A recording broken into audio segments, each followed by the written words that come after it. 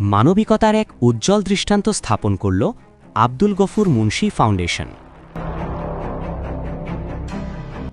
পবিত্র ঈদ উল ফিতর উপলক্ষে এই ফাউন্ডেশনের উদ্যোগে আয়োজন করা হয় একটি ব্যতিক্রমধর্মী সম্মাননা অনুষ্ঠান, যেখানে ৭৫ জন সম্মানিত ইমামকে প্রদান করা হয় ঈদ উপহার।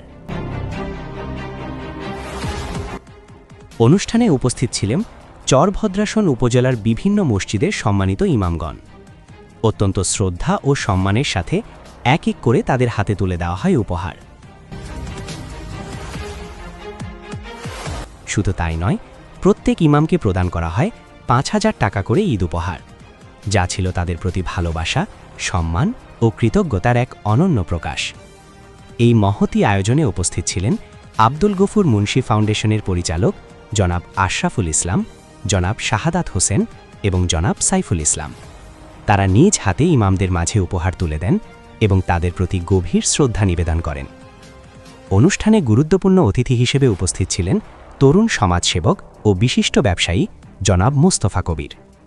তার বক্তব্যে তিনি বলেন, ইমামগণ সমাজের পথ প্রদর্শক। তারা মানুষকে নৈতিকতা, সততা ও সঠিক পথের দিশা দেন। তাই তাদের সম্মান করা ও পাশে দাঁড়ানো আমাদের সকলের দায়িত্ব।